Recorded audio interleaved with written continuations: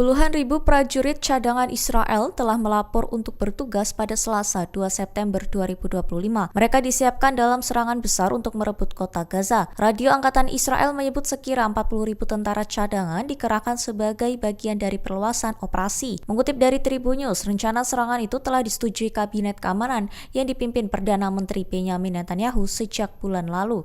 Israel juga mengklaim saat ini menguasai 75% wilayah Gaza, namun rapat kabinet pada Minggu malam mengungkap perpecahan. Para menteri mendorong Netanyahu mempercepat operasi, sementara Kepala Staf IDF Jenderal Eyal Zamir disebut kerap berselisih dengan Netanyahu. Pada Agustus lalu, Netanyahu memerintahkan percepatan operasi merebut Gaza, tapi pejabat militer menegaskan operasi itu baru bisa dilakukan 2 bulan kemudian karena risiko terhadap tawanan. Bahkan mereka menilai pemerintah tidak punya strategi pasca perang maupun langkah jelas untuk pembebasan tawanan. Meski berbeda sikap dengan kabinet, Zamir tetap menyemangati prajurit cadangan. Ia mengatakan IDF sedang mempersiapkan kemenangan menentukan dan akan terus meningkatkan serangan meski banyak prajurit yang tumbang dan mengeluh kelelahan imbas perang yang tak ada ujungnya. Angkatan bersenjata Yaman mengumumkan operasi ganda yang menargetkan situs sensitif Israel di kota Al-Quds dan Haifa yang diduduki. Mengutip dari Al-Mayadin pada 3 September, bahwa juru bicara militer Yahya Sari mengatakan serangan ke barat Al-Quds menggunakan rudal balistik hipersonik Palestina II berhasil menghantam target. Aksi itu memaksa pemukim ilegal berlarian ke tempat perlindungan. Melalui operasi terpisah, pasukan udara Yaman meluncurkan drone ke arah Haifa.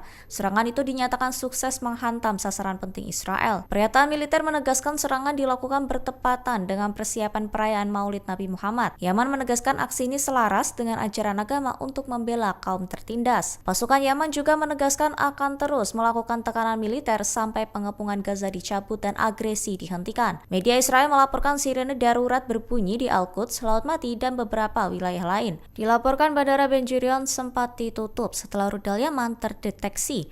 Sebelumnya, Yaman juga mengklaim berhasil menembakkan rudal Palestina II dan Zulfikar ke arah Yafa yang disebut memaksa jutaan pemukim masuk ke bunker serta menghentikan lalu lintas udara. Kepala Kebijakan Luar Negeri Uni Eropa Kaja Kallas menegaskan krisis Gaza tidak mungkin selesai dengan cara militer. Ia menyampaikan hal itu kepada Perdana Menteri Israel Benyamin Netanyahu usai KTT Uni Eropa di Copenhagen pada Sabtu 30 Agustus 2025.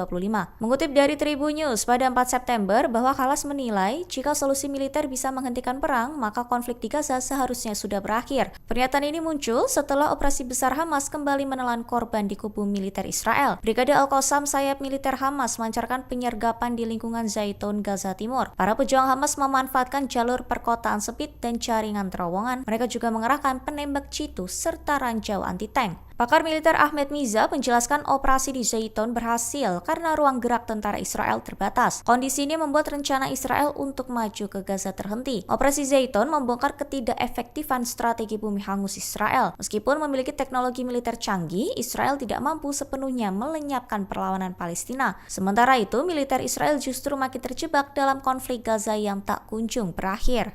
Pesawat tempur Israel kembali melancarkan serangan udara di Lebanon Selatan. Satu di antara dari lebih 6 serangan menargetkan hanggar perbaikan bulldozer di wilayah pertanian Der Takla antara kota Ansariyeh dan Adlon. Mengutip dari Al-Mayadin pada 3 September, seorang pekerja Suriah tewas melalui insiden tersebut, sementara beberapa orang lainnya dilaporkan terluka. Serangan itu juga menghantam kawasan pesisir Zahrani di selatan Lebanon. Sementara itu, data terbaru menunjukkan total korban jiwa di Lebanon sejak gencatan senjata November lalu sudah melampaui 264 orang. Lebih dari 540 orang lainnya juga mengalami luka-luka akibat agresi Israel. Sebelumnya pada hari yang sama, serangan Israel menargetkan kota Siba, Al-Karaib, dan Taibeh. Kementerian Kesehatan Lebanon menyebut 3 orang menjadi korban jiwa disertai beberapa warga lainnya yang terluka. Di pagi harinya, 1 warga Lebanon dilaporkan tewas akibat serangan udara Israel di kota Yatir, Lebanon Selatan. Hamas kembali menegaskan kesiapannya untuk menyetujui pertukaran tahanan secara komprehensif pada Rabu 3 September 2025.